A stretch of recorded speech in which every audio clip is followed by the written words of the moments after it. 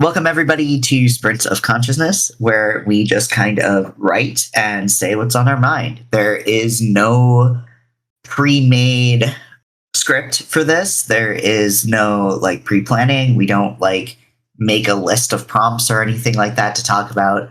It's just kind of thought stream. And what you're hearing is without all the massive pauses in between. So, Yes. Hence the name, Sprints of Consciousness. exactly. We talk about art, we talk about writing, we talk about a little bit of what's going on in those spheres. Both sometimes we'll go on a random tangent, but at the end, we will edit it so that it makes some semblance of sense where things are talked about in the same section or something. I usually don't reorder it. It's usually just as close to the chaos as we can get it. Indeed. Yeah. So what are you working on today? I will be working on Remnant. Okay. That's the one that's not the one you were working on last time. I don't believe so. I don't remember when we Okay. were working on our You were stories working last on time. Space. Yeah. You were working on Space Scotland. Oh, yes. Yes, I was.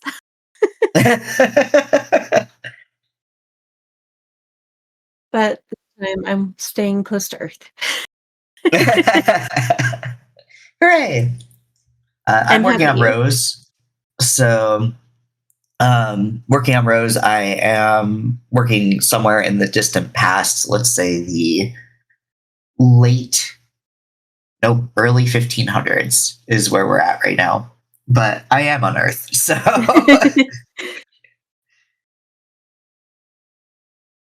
Right. Well, how long do we want to set the sprint for? typically we go for about 30 minutes. So I think that will be fine. Okay. Are you all set up? Or do you need a minute to get your documents open? I have my document open and everything. I was just double checking to make sure that my work timer was going, which it is. So I'm ready to go. All right. 30 minutes on the clock. All right.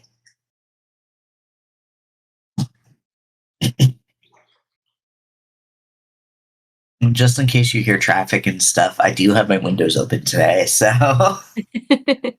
That's okay. I'm curious.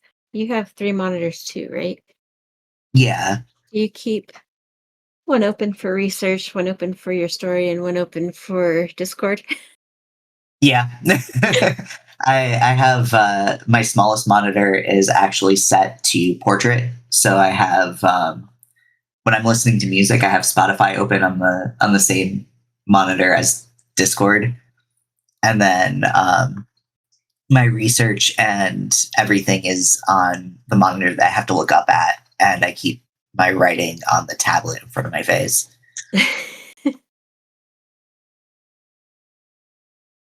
Yeah, I have my research on my drawing tablet, my writing on the one in front of me, and uh Discord's just kind of off to the side. Yep. And I do not use music anymore while I write. I used Really? to. Maybe sometimes I'll put on instrumental stuff, but right now I'm just zoning in.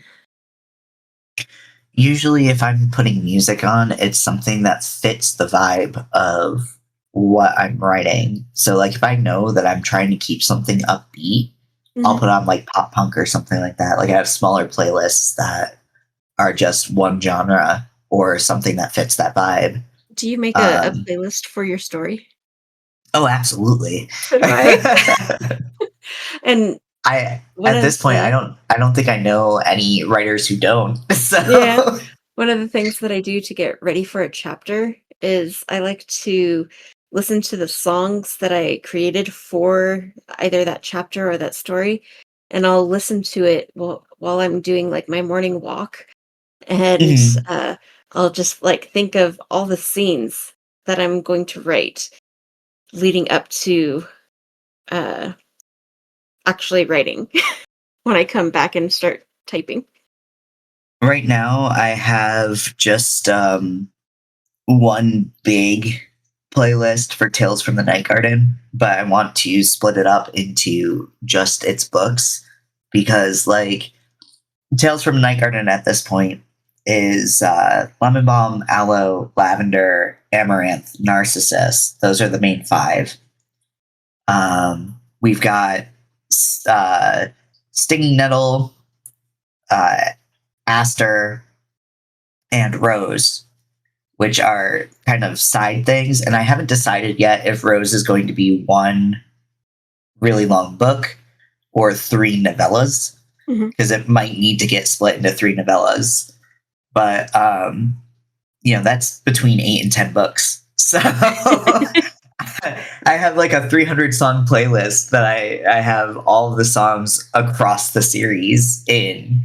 And it's like some of these songs do not fit the vibe of some of these books. So, yeah. Well, at least you have a plan. Well, I mean, most of it has already been written in at least first draft form. So, like, we haven't written Aster. There's only like 6 pages to Aster. That's following Esmeralda and Austin, who Austin is a werewolf and Esmeralda is a witch. Stinging Nettle is following Conan, who is one of the members of the pack.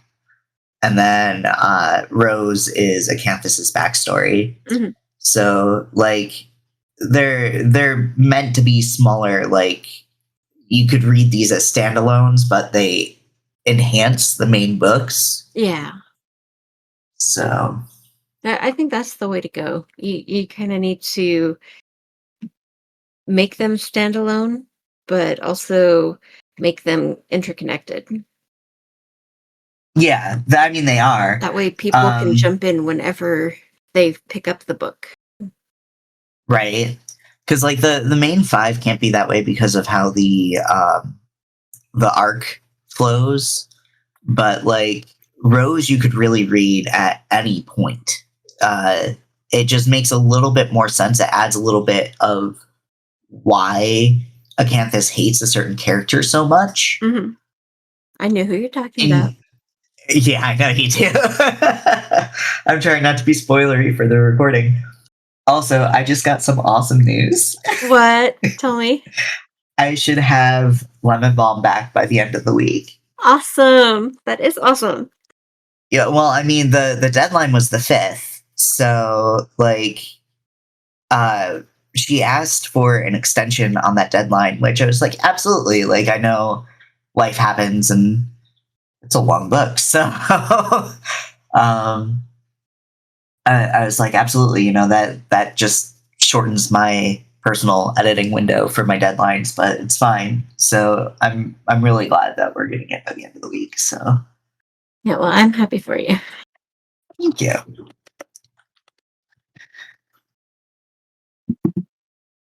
Now I don't remember what I was talking about before I saw that.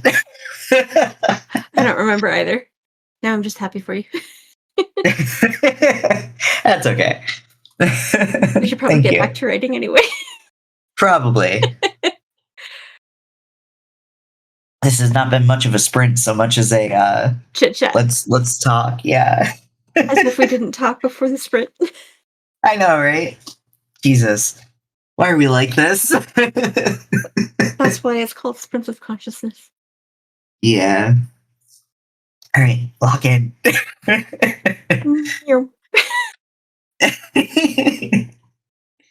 And I liked this chapter when I left off on it, and now reading it back, I'm just like, why did I write this? Don't do that to yourself. And I think I'm going to have to lock the dog out because he keeps like whining at the cat. Oh. Come on, doggo, be nice. Hang on 1 second. Okay. Come on, Havoc. Gonna have to buy him a corral. Keep them separated. Right. And now the cat's on the desk. Of course she is. Hi, Nico. Charlie's sleeping behind me. Of course he is. Looks so bored. Poor baby. His giant eyes just staring at you. No, he's just staring wistfully into the center of the room. It started raining. Oh, did it? Rub it in. Yeah. We've needed it. It hasn't rained in a while. Hasn't rained here in a long time. We keep getting like threats of rain, and we get clouds, and then it just goes away. You're also in the desert, though. True. The dog's scraping at the door. Oh, no. He's like, I know you're in there. Let me in. Jeez, maybe I should have written something else. Struggling? No. So there's a really upsetting thing that happens at the end of part 1 of Rose. And I basically went back to, because I finished part 1 last month. So I went back to the chapter before the last chapter to reread what I had added, like not everything of what I had added, but most of what I had added, and refamiliarize myself with what's going on. Mm-hmm. But I'm going to send you this snippet. I like snippets. I forgot how much is actually going on before the upsetting stuff happens. Mm-hmm. So I don't have a lot of context to go off here, but is being home a good thing? yes and no. So a rough idea of what's going on is they have to flee because of a certain character coming after them. So they start traveling the world, and they travel the world for 75-ish years, probably longer. And this is the moment where they've decided, I'm done. Mm-hmm. We can't keep running. Let's go back home. And so they have a conversation about that before this, on like how that's still dangerous. This person could still be looking for them. And Nocturne, the person that's traveling with Acanthus, is like, I don't care. Let them drag me to the mouth of hell. I'm going home. Like, so this is Nocturne's fallen asleep, and this is just in Acanthus's head. Yeah. It's kind of hard to write those kind of things, huh? Yeah, I mean, it's not upsetting per se, but like you have to be in a certain mindset to do it justice, right? Oh, definitely. And if you don't really feel it, you have to kind of fake it. Yeah. But I mean, I'm also not drafting entirely, like I'm editing. So Mm-hmm. Reading it, like I feel like I'm getting the vibe that I was going for. Well, that's good. You're being drawn into your own story. Yeah. See, those are the moments that I like, when you can read back your story and not just get like, how did I write this, but how did I write this? Right. Every so often, I just come across like a quote or something. Like Acanthus is one of my favorite characters to write because they're old.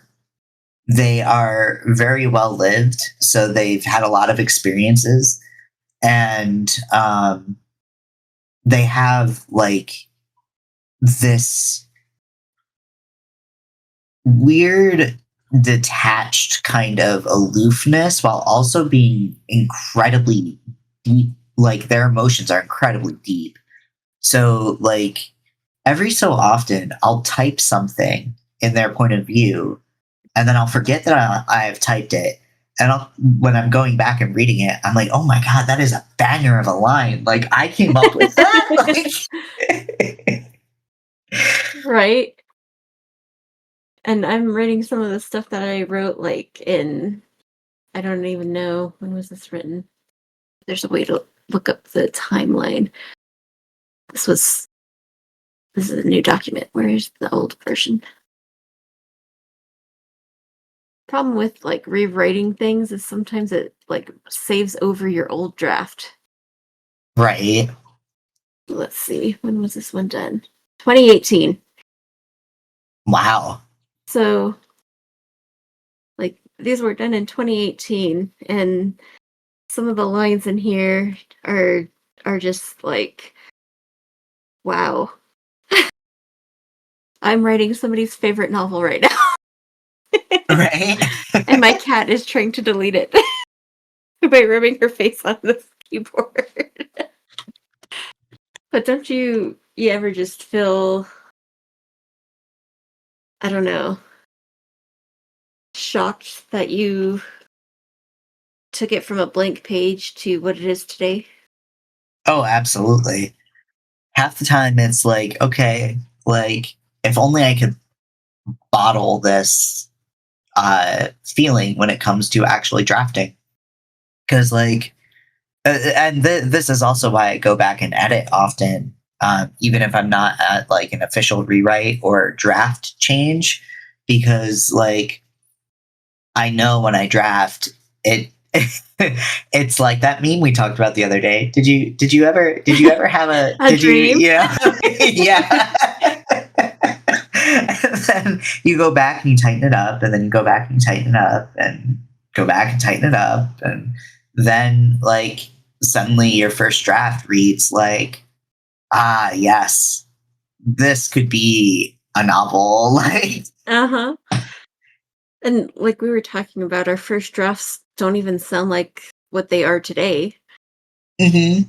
Oh yeah, I mentioned that most of the Night Garden series is already written in its first draft. Like we completely rewrote Lemon Balm, um, and then after the rewrite, we cut it in half, and then took the second half, made that the second book, so then it pushed everything else forward. And some of the things that are currently written in the first draft of Lavender and Amaranth Mm-hmm. aren't even going to be in the story at this point, because the way we rewrote Lemon Balm completely changed the trajectory of certain aspects, and also added a lot more depth and detail to some of the world things that we were trying to show.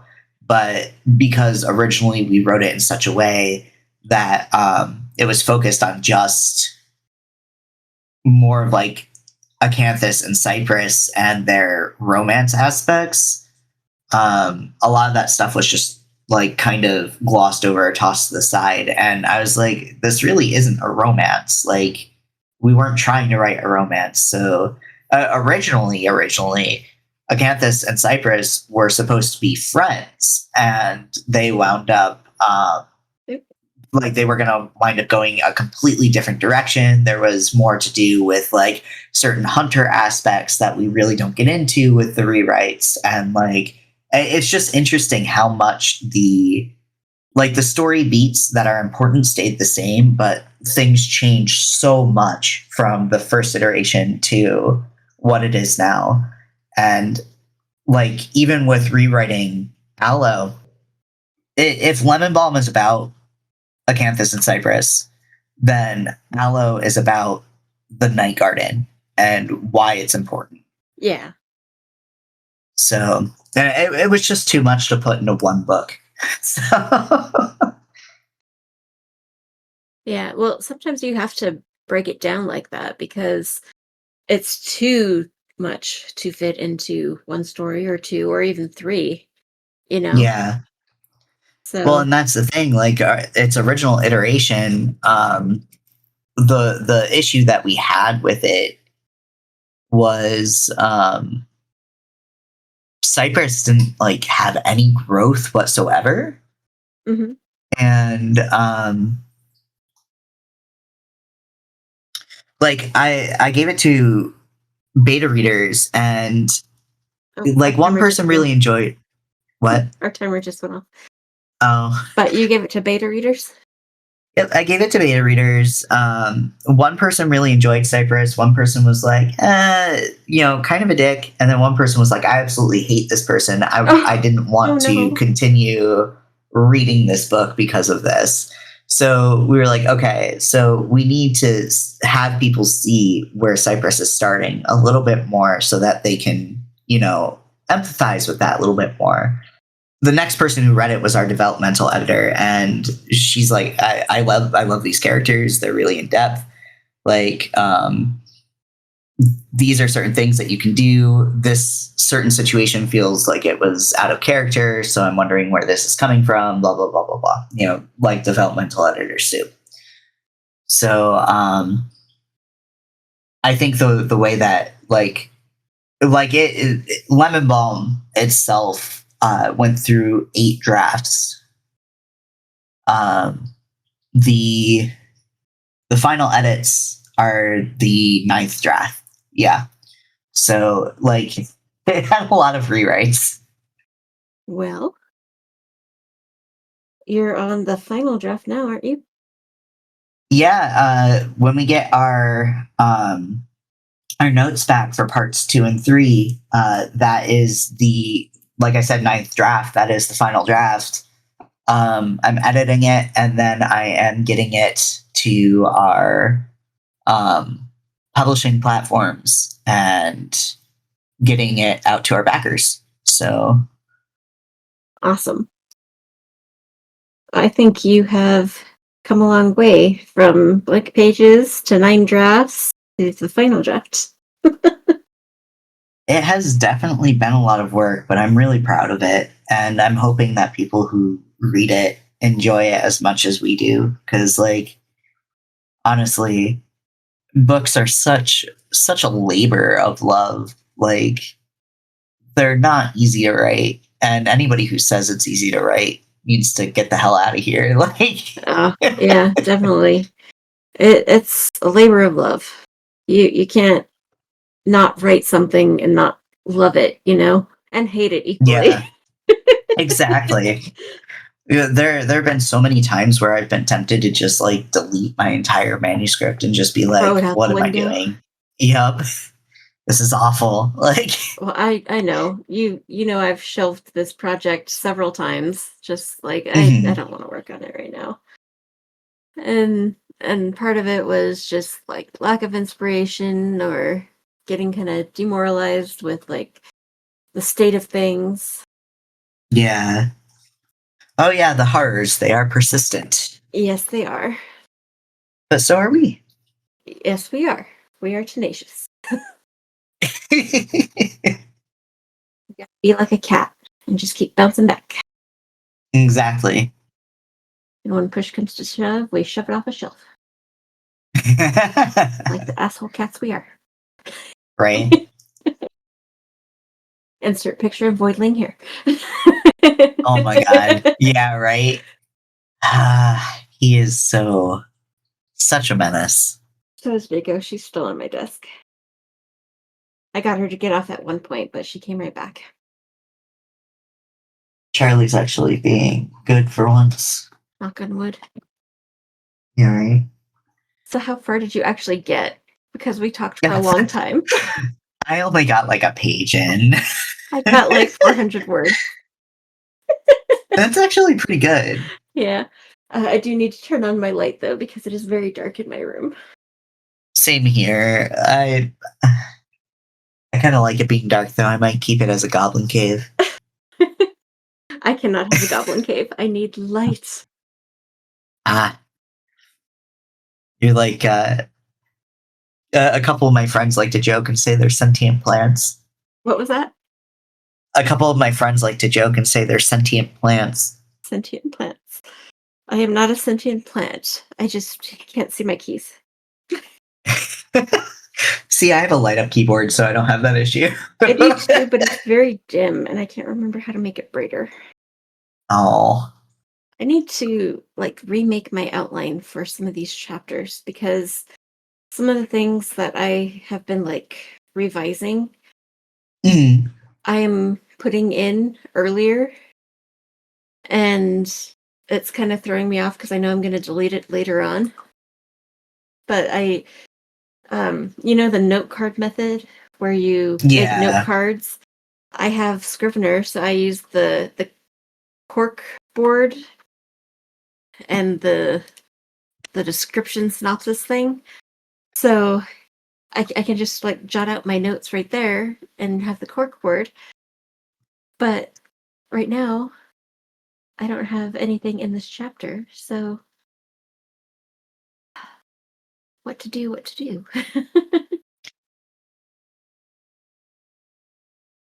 I don't know. I can't. I'm very much a. Google Uh, Docs. no, not even. I'm very much a just fly by the seat of your pants kind of writer. Yes, I know you are a Um, pantser. yeah, I can't deal with outlines and stuff. Like it bogs me down so much. See, So I am pantsing To Rule Among the Stars. That's what I'm doing okay. with that one. I have like the first part of the series written out and completely outlined and drafted, but the rest of the story it's all being pantsed. Because that's as far as I got. But this one is like the entire thing has been written. Now I'm just like rewriting and revising it. And I am having to fix things because some things got moved to book 2 Okay. and some things got moved to book 3. Some things got moved all the way to book 7. So um so now I'm just like trying to fill the gaps, and I need the note cards and an outline yeah, to make it yeah, that makes make sense. sense. Yeah, I don't know. I just kind of like I have a my co-author and I have a Discord channel that we just throw notes into to remember for later. Mhm. And I mean that's chaotic, but like if we put some effort in, we could turn it into an outline, Mhm. but like those manuscripts are already drafted basically. So like it's just a matter of remembering where to add certain things and stuff. So it's not like it feels like an outline is too intense, I guess. I see. And I need a squirt bottle to get my cat off my computer tower. Silly Nico. Yes. It doesn't even need to be filled with water. She gets scared Just if grab I it to have threaten. Yeah, she gets scared if I have air fresheners. I never spray her with them, but I guess like the sound of it freaks her out. So anytime she sees me pick one up, she just runs away. Oh my gosh, that actually worked. I just went and she jumped Wow. off. I love my cat. She's a character. All cats are characters. Let's be real here. They all have such personality, even if that personality is sleep. Oh, her personality is definitely sleep. Hey Charlie. Charlie! Hey baby. Did He Charlie sees wake up? something out of the yeah, he sees something out of the window and he's like, I need to get it. Alright, well, hydrate. Here's your sound. Amazing. That was me squeezing a water bottle.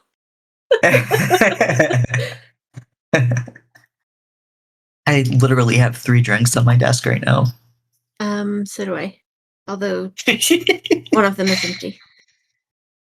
Sometimes I have like 4 water bottles on my desk, and I will sit here and Right drink now. like 3 of them. Yeah, I have a glass of water, mug of coffee and a bottle of tea. Tea sounds good. I should make tea. Not right now, though. What was that? Something on my street. Oh, I thought it was a spaceship. Yeah, I know, right? It was a motorcycle, I think. Motorcycles and trucks on the highway usually sound like spaceships. So Julian is a developmental editor. Blah, I can't talk. Yes, developmental editor. So this is something good that we can talk about for stuff. Generally, when you're looking into editors, there's more than one type of editor. There is developmental edits, line edits, and copy edits. Developmental editors are the ones who are going to go through and give you like in-depth stories about your plot or in-depth notes about your plot. It's going to help you with like whether or not scenes are working, those types of things. So like if something feels out of character from their reading, then they'll let you know that. It's basically taking a beta reader and like turning up times 1,000.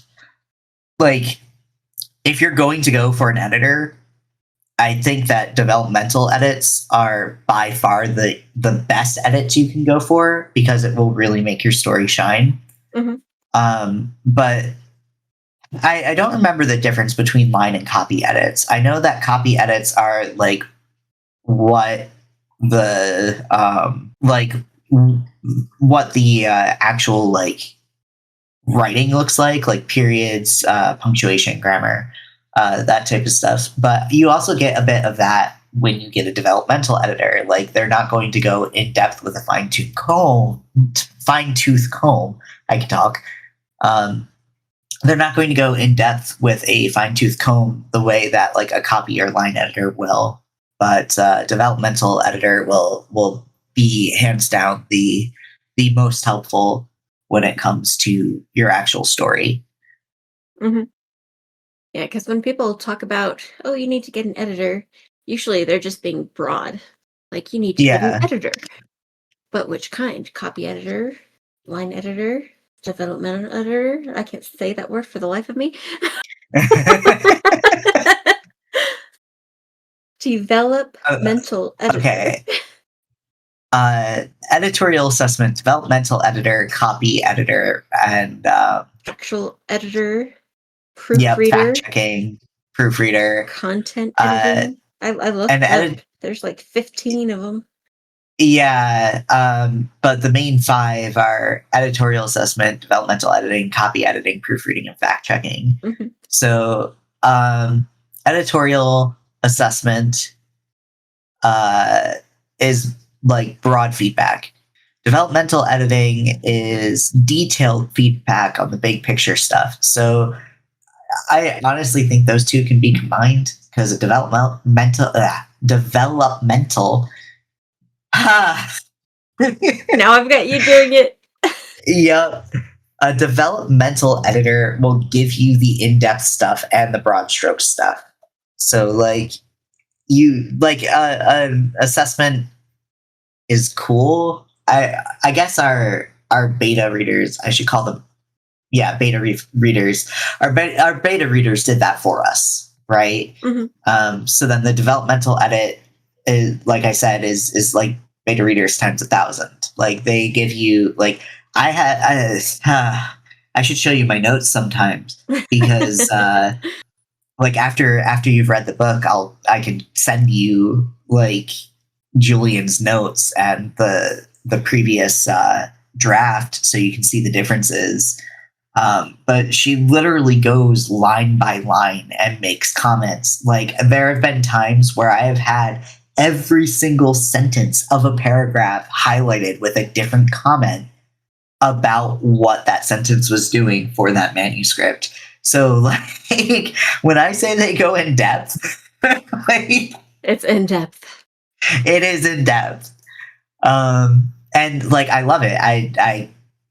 It really like even if it's like, because it's never something that's like mean or anything like that. Like there is obviously constructive criticism, but it's all like she takes the time to like point out like, okay, you've used this word 3 times in this paragraph. Mhm. This may be a crutch word, so look out for this and, you know, tweak this. Do change this in a couple of areas so you're not always using this word. So that's more line editing, I believe, but like she does that as part of her editing pass. Like there have been times where it's like, I'm not sure if this word fits the vibe that you're trying to give here.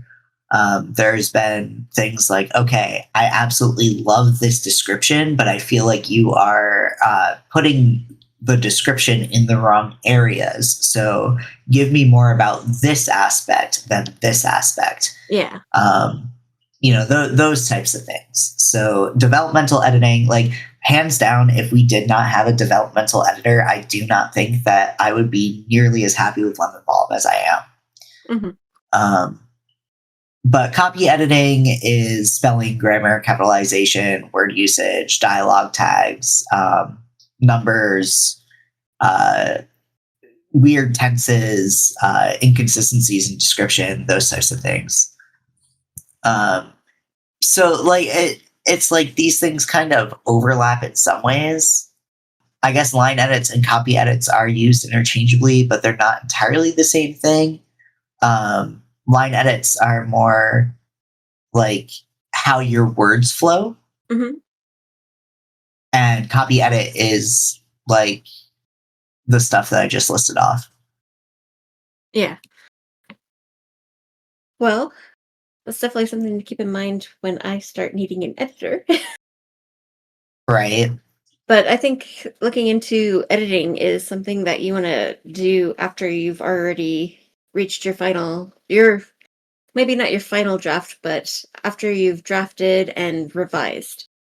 Because Yeah. otherwise you're going to be wasting your time and theirs. Well, and honestly, I feel like you should. So the way that we did things is we got our draft done, and then we had our beta readers read it, and then we made changes based on what the beta readers suggested, and then we sent it to the editor, and then final edits after that. Mhm. So I think that worked really well because like your beta readers are going to read something that is definitely not the final product, right? They're going to be reading. They're basically like, hey, you know, I finished this thing. Now I need other eyes on it because I cannot see what's wrong with it at this point. I'm Mhm. too close. So Yeah. then you have people, you know, basically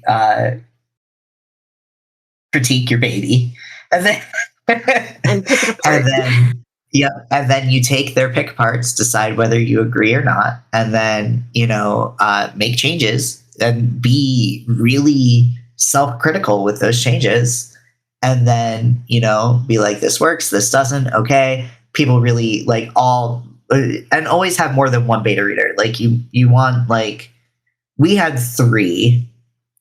And honestly, I think 3 was a good amount, but I would say even go higher than that. Like there is such a thing as too many cooks in the kitchen, but I would say between 3 and 5 people as beta readers is a good number because then you get enough people to figure out, okay, 4 people said that this section of the book was sloggy. I need to cut this down, make it snappier, and that's, you know, 4 out of 5 people, that's majority of the readers, so I can trust that. One person had an issue with the way that this guy talked, and the other 4 thought it was fine. So I think that because I like how this guy talks, I'm going to ignore this and see what the editor says. Right? Yeah. So I personally think that it's more helpful to have an odd number of beta readers because, like, then you don't have any ties or like, you know, like say you have we had 3 people say we had 4 people instead of 3 and 2 people said, oh, I liked this, and 2 people said about the same spot, I don't like this. Then that turns constructive feedback into a standstill, right? Because you have a 50-50 split. So having an odd number avoids that 50-50 split. Hmm. Yeah, I never really thought too deep into it because I'm not at that point yet. I mean, you'll get there. How far along in remnants are you? So I reached chapter 74 about a year and a half ago, and that's the last chapter, plus an Okay. epilogue. And I have been revising off and on since then. I'm only to about chapter 20 in the revision. I So, mean, that's not bad though, because like once you finish the last chapter in the epilogue, like go through, finish your revision, and then you'll probably be to the point of meeting beta readers. Like you're not that far off. yeah, I did have to rewrite uh, like 2 chapters, like completely, just because some of the things that I had written like later in the book didn't really coincide with things that I had written earlier. Because when I start writing, um, I write until the end. you know, uh, Right. finish it first, make it pretty later. Yeah. um, because I struggle. I struggle with that. But like yeah, when I first started writing, I was one of those people, go back, rewrite the first chapter, go back, rewrite the first chapter, go back, rewrite the first chapter. A cycle. I don't really do that. More so like so I'm bouncing between different Hmm. manuscripts, right? So for example, with Rose, I started Rose in early 2024, and I just hit the end of part 1. And like I'm going to send this part out to beta readers, I think. Um Largely just because I need feedback on whether or not to continue this as one large book or to have it split into novellas. Um, if I split it into novellas, then I'll probably expand some of the stuff that happens in part 1 so that it's closer to 80,000 words. Right now it's 57,000 words. Hmm. But like the reason why this is taking me so long, because that's almost 2 years, it's a year and a half, little over a year and a half. The reason why it's taking me so long is it keeps getting set aside to work on lemon balm and aloe and such sweet sorrow for a little bit. So like every time that I leave it, I go back to the beginning and start reading it. Hmm. And when I do that, I edit as I'm reading. Yeah.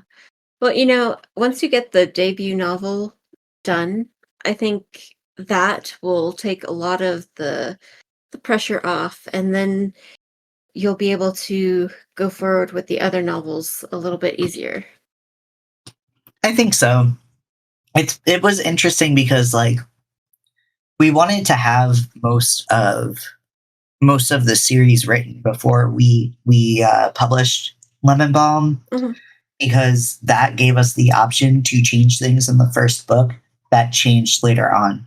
So like we've already like at this point we've got the story beats for book 2 and book 3 um pretty much like where they're gonna be. Like we know that we're changing things in book 3, but by the time we hit book 3, book 1 is not going to have anything that needs to change. So like that's why we were comfortable with publishing it now, because we have book 2 is in the middle of its rewrite and book 3 is waiting for its rewrite. Book 4 is also in the wings for that, and half of book 5 is also in the wings for that.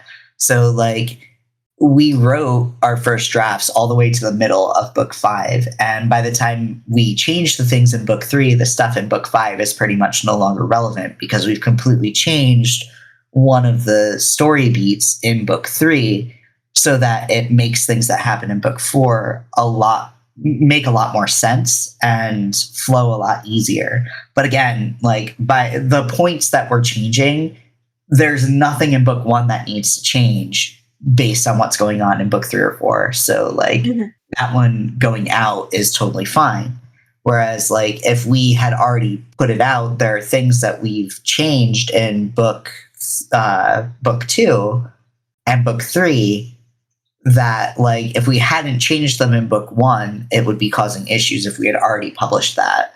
So like that's one of the biggest issues with writing a series, I feel, is that you kind of have storylines that are running through that like you have to make sure that those storylines are ironclad before you like start sharing them. Yeah. Yeah, definitely. You need to know where it's going Mm, and know where it's been too. exactly. That's why I started Rose. Even is Rose started as like if I've ever outlined anything, it was Rose, and that's because Rose started as a timeline in a random document that I was just putting the story beats of what happened in Acanthus's past in order to inform some of the trauma responses that they have in lemon balm and aloe. So like I guess I took the outline, I took the timeline and went, okay, this needs to be its own story. Yeah, well, I think you did the right thing making it its own story. I think it'll enrich what you already have, give your readers a lot more to digest and enjoy, and it gives you something to do too. Right. And like it has been a lot of fun to write too. Like I said, I love this character. So in a way, writing Rose is entirely self-indulgent. Do you have any characters like that you just kind of go, I could write this character forever? Yes. Oddly, it is not any of my main characters. It is my main character's dad. That's fun. Um, he is this dry-witted, sarcastic, just goofball. um, I think I shared with you just some of his interactions with her, and they just maybe it's both of them together, but I just enjoy writing his character. Um, he can be serious, but he's also very fun, you know? Yeah. So and by the end of this book in particularly, he becomes his own point of view character Okay. because well, spoilers, but yeah, something happens, so he has to have his own point of view, and he's actually the epilogue character. So That's fun. yeah. And in book 2, he is one of the main characters that you follow. So that was kind of a fun thing to play with. Right. That is always really fun to do. That's how Aster started getting written. Hmm. So my favorite characters in the entire series are Acanthus, Lakaya, and Esmeralda, and those are all POVs that I write. So like for anybody who doesn't know, I am co-writing the Night Garden series with Auden. They were on the last episode with us, but Auden writes a certain number of POVs, and I write a certain number of POVs. So like originally, the only POV characters were Cypress and Acanthus. Because they were the main they're the main characters. Aloe is pretty much set up the same way. It's Acanthus and Cypress. And then Lavender, something happens where both of them aren't really in the mindset to be POV characters. So we switch it into Lakaya and Avery. Avery is one of Auden's POVs, and Lakaya is one of mine. And Lakaya is very, very sarcastic. She is like, so she's this anti-establishment, super punk, like fuck the system kind of character. and she is very sarcastic about everything. She's very edgy, and like she's got a ton of anxiety and stuff that she keeps inside. But like she is so fun to write because she is one of the most sarcastic characters that I've ever come up with. And this is part of the reason why we chose her as one of the POV characters for book 3. It's also because like Avery, so obviously werewolves, there is a ranking system in their pack. They don't really ascribe to it, but like with most werewolf stories, there's an alpha, beta, and then the omegas, and whatever. So it's like outdated wolf science, but we still use it because it's in most werewolf lore. So Avery's technically the beta, and if Avery had his own pack, then Lakaya would be the beta for Avery. So like they're kind of the ones in charge when Cypress isn't around.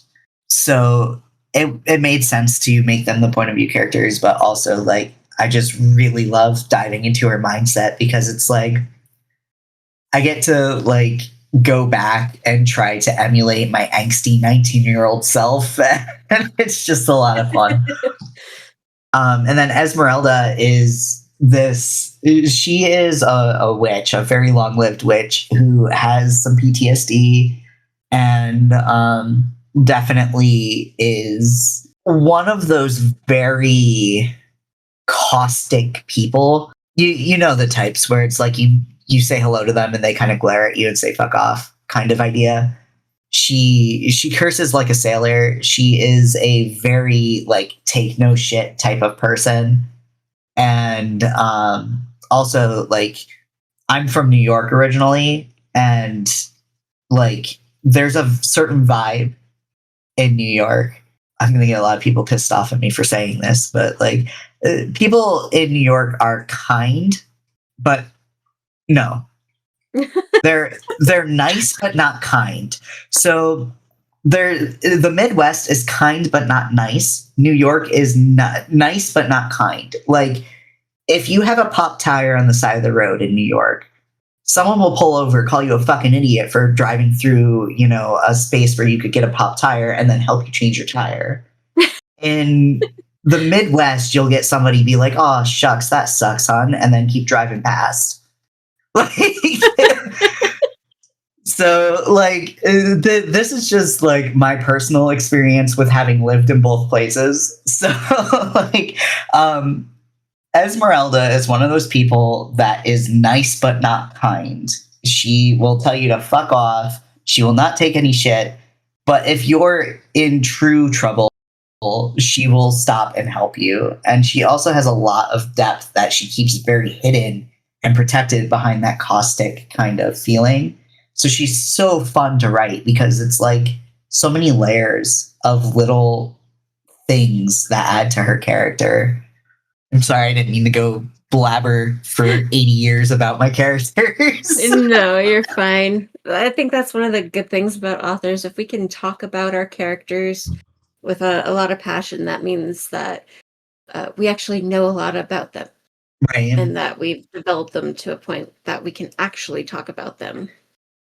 Because you see a lot of these like YouTube videos saying, "Can you answer these questions about your characters?" And a lot of the times people are like, "No, I can't." But if you can, then that means that you've developed them to a point where you know them.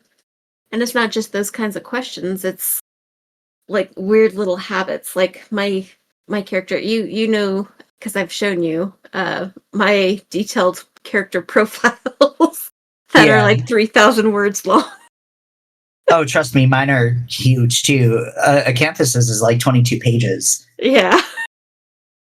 So not all of them are super detailed, but we know these things about our characters because we take the time to figure out their flaws, their weaknesses, their joys, their weird quirky habits, all the little things that make them alive.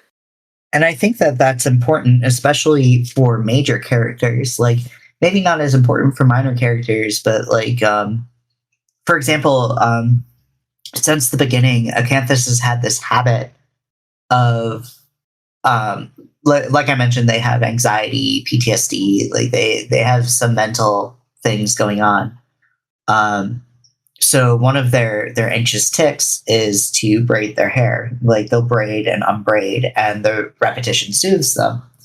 So that's been like since I first started writing them. And then as I started to develop them, I started going, okay, why is this their tic? Why is this the thing that soothes them? And I figured out, like, okay, this is one of the things that, spoilers, so let me not name the person, but they meet someone after getting out of a traumatic situation. And one of the first things that brings them comfort after meeting this person is this person braiding their hair. So then that turned into an anxious tic to soothe themselves when they're uncomfortable. And also, like, Acanthus is somebody who doesn't have a lot of tells. So unless you know that about that character, unless like that character says that or lets you in enough to know, like, this is something that I do when I'm anxious, you would never know. It's fun to kind of think of these things. Yeah. It's the little details that really build the story, you know? Exactly. The things that are unique to a certain person, because like really that's where your characters shine and what makes them different. We've only done one sprint. And it's 9 o'clock. What time did we start? uh it was like 9 for me. It's currently 9:30 for me. Yeah, and you're an hour behind me, so Like like an hour ago, an hour and a half ago. hour and a half, yeah. So Wait, 30 minutes. when did I invite the bot? Okay, so the bot said that we started at 9:16 for me. So yeah, it's been an hour and 15 minutes. So basically, we did like a 15-minute sprint because we spent like 30 minutes or 15 minutes of that 30-minute sprint talking. I mean, it has been a little while since we have talked, especially like about fun stuff. So like that does not surprise me. We should have expected this. Yeah. Do we want to keep talking? Do we want to do another sprint? We can probably do another sprint and then keep talking. Okay. Because I keep pecking at the keyboard and doing like little sentences here and there. Yeah, same I don't know here. if you're I've doing been the same kind of thing. yeah, I've been kind of just like I've reread the same sentence 5 times. Oh So no. whoops. All right. 30 minutes on the clock. Yeah, let's go. Okay. Starting now. This last chapter is so fucking heavy.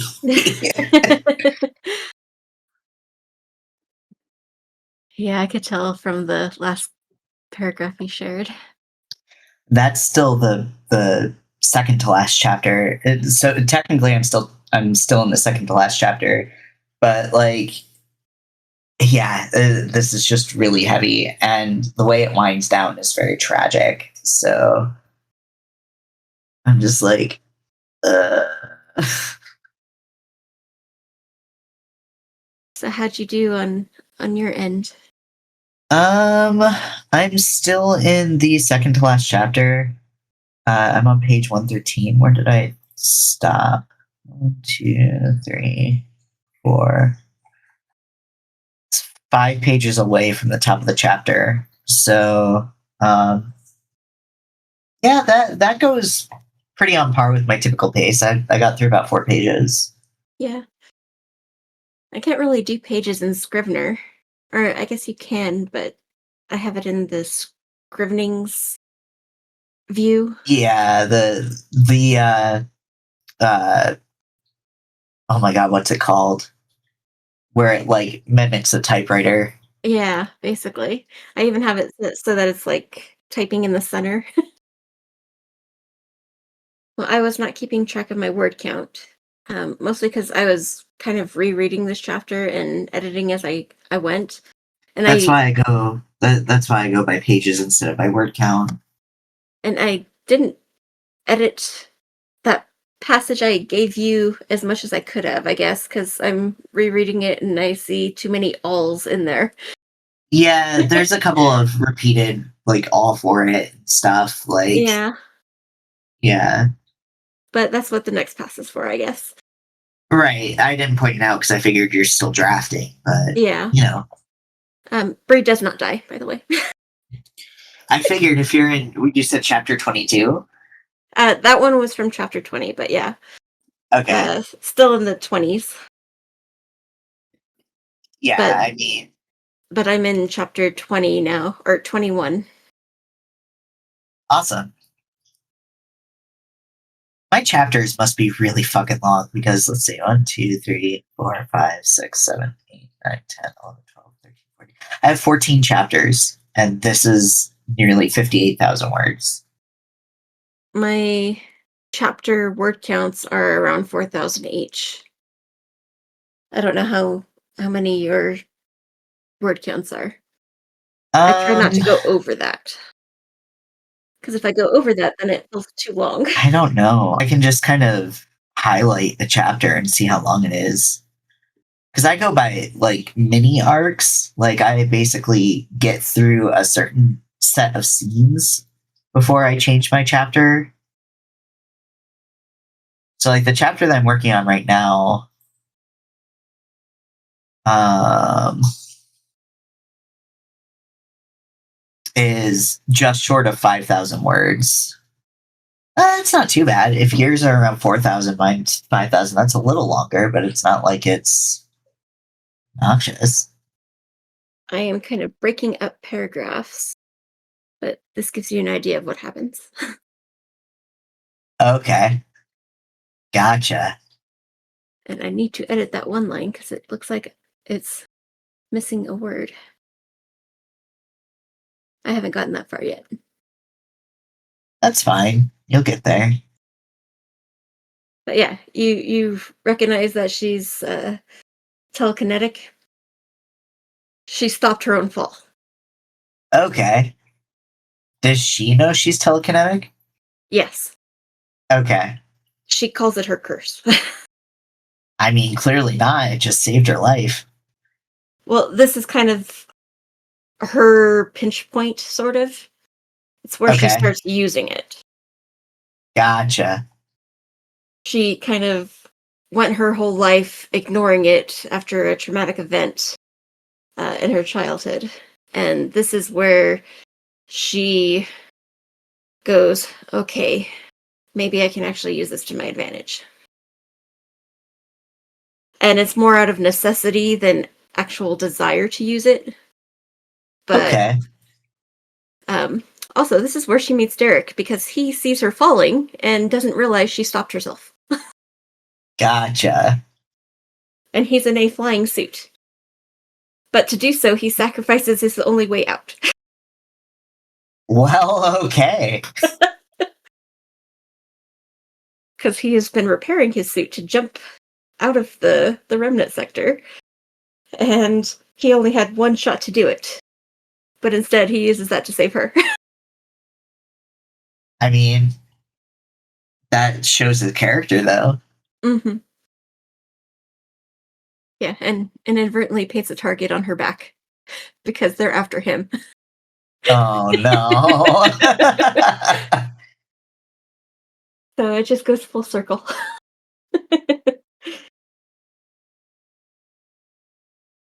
Gotta love it. Yep. Things we do to our characters. All right. Are we ready to do another sprint or shall we talk a bit? Um, I'm fine either or. What are your thoughts? I don't know. Do you want to snack? Do you want to talk? Do you want to clickety clack? I was kind of finding a groove, so I think I want to keep going. Okay. 30 minutes? 20 minutes? Let's do one last 30-minute, and then after that, I think I have to go. Okay. Then let's get to it. Are you ready? Yeah, I'm good. All right. 30 minutes starting now. Alrighty. Back to Acanthus's breakdown. Just realized that this character would be using an alias in this situation. I am enjoying Bree's conversation with Derek.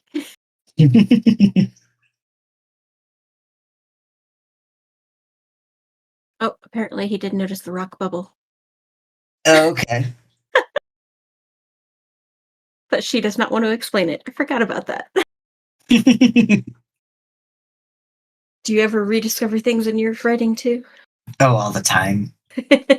Sometimes I'll add a sentence and then 3 sentences down, it's the same sentence. I do that too. I hate that. I think we talked about that last time I was writing. I think so. You really do torture my characters. So do I. Well, I threw her off a cliff. Then she was in an aerial dogfight with a ship that was shooting at her with incineration rounds. Now she's chased by a mean, like, dog-like creature. So, At the point that I'm at, one of the characters was just told never to contact her family again. The other character is blaming themselves for having caused it, and now trying to figure out how to buy land in the area that they're in the Dark Ages, pretending to be.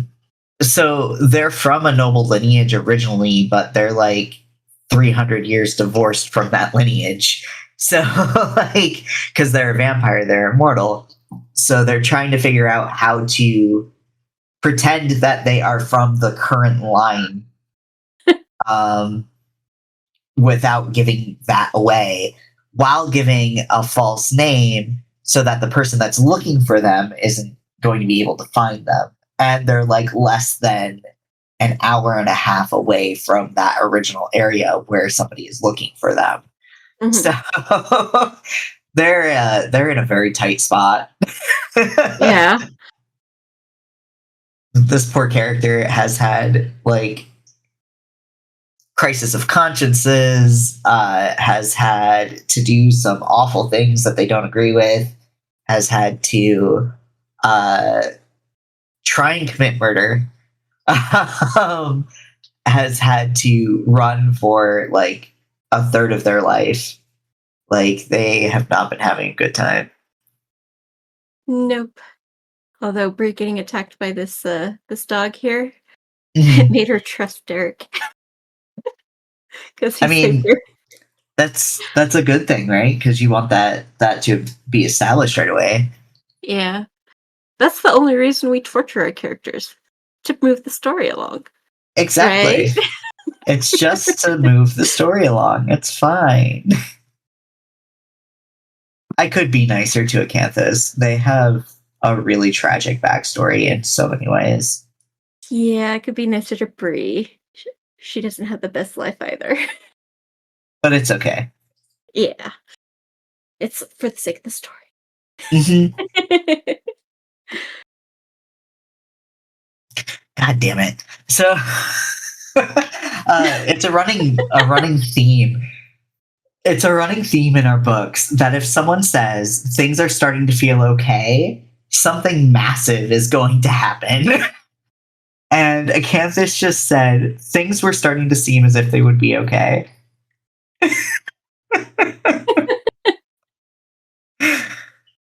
You like putting those kind of things in your story, don't you? I love people starting to feel comfortable just to rip the blanket out from underneath them. Because it's just that much more devastating. Like, you really feel for the characters. Everything I want to share with you is like multiple lines long because it's like all dialogue. It's okay. Yeah, this is Derek. They have not actually introduced themselves yet. She still doesn't even know he's human. Damn. Damn what? I like him. Yeah, Derek's a teddy bear. I mean, he wears a giant suit that has a blazing thing of fire that comes out of its chest, but still. I remember reading was it the prologue of this one that you let me read? Yeah, I Where think he so. crash lands? Yeah. Yeah. That was I remember really enjoying that. Yeah, he sacrificed himself so the rest of his team could get away. Yeah, and they were like, "What the fuck are you doing?" He's a little self-sacrificial, isn't he? A little bit. Yeah, but also in his mind, his entire family's dead, so he has nothing left to lose. Right. That's Yes, we kind of need to sad. correct that. Time for found family. Unironically, found family is like one of my favorite tropes. Yeah, Yeah. I love it too. Those are some of the best stories. Right. Well, because it's a feeling of intense belonging that comes with it. Like those characters are like, it doesn't matter where you came from or like, you know, what you've done. It's you're here now and you have people in your corner kind of thing. I forgot I did that. What? I made up book medicine. Oh yeah. Hydroconazole. Sounds like a medicine, doesn't it? It does. You know the cone snail? Mhm. That's what it is. It's a medicine derived from the cone snail because they're all underwater. Remember? Okay. Yeah. Ah. Why am I like this? What? Do you need to call it quits? No, Why do I get the feeling that the story takes a turn for the worst after that? because it does.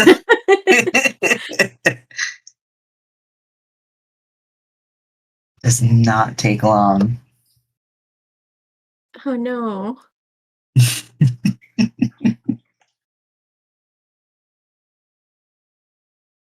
Holy shit. What? Nothing. I'm just having one of those I wrote this moments. You made a intense scene. Right?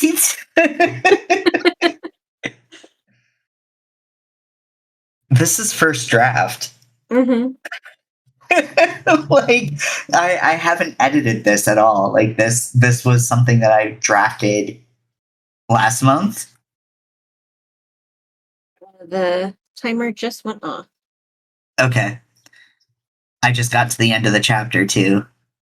Perfect timing. Right. Awesome. Well, I do need to get going, so I would stay and chat some more, but I can't. So let's do a wrap up. Um, how much did you wind up getting done in that sprint? By the way, I don't think I asked. I got to the middle of the chapter. Okay. So I'm still on chapter 21, but to the middle of it. So progress. Right. Pretty good. Pretty good pacing. I have Yeah. one chapter left to reread, and then I can figure out um, what I'm going to do, like with beta readers and stuff. So that's pretty exciting. Um, but yeah, let's do a wrap up. Thank you everybody who listens to this. Thank you, Tiffanie, for joining me on some sprints and some fun conversation. Of course. Thank you for sharing all the little snippets of lemon balm and rose. Well, I think it was Yeah. just rose, wasn't it? Just Rose. Just rose. Hey everyone, this is Artemis from the future cutting in. In this outro, originally I was talking about the manuscript still being with the editor for Lemon Balm. That is obviously no longer the case. I wound up being extremely busy because right after this episode was recorded on September 3rd, I got the manuscript back and I had to lean into edits and everything to get the manuscript ready for the backers on BackerKit. So I've cut the outro here for most of it, and I'm just cutting in now to let you know that you can pre-order the book on Google Play, on Amazon, on Barnes & Noble, and on Ingram Spark.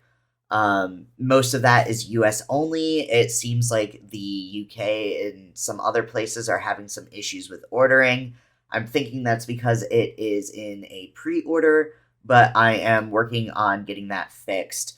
If I can't get it fixed, then it is coming out on Halloween. If you wait until then, it should be available pretty much wherever you can order books if you ask for it.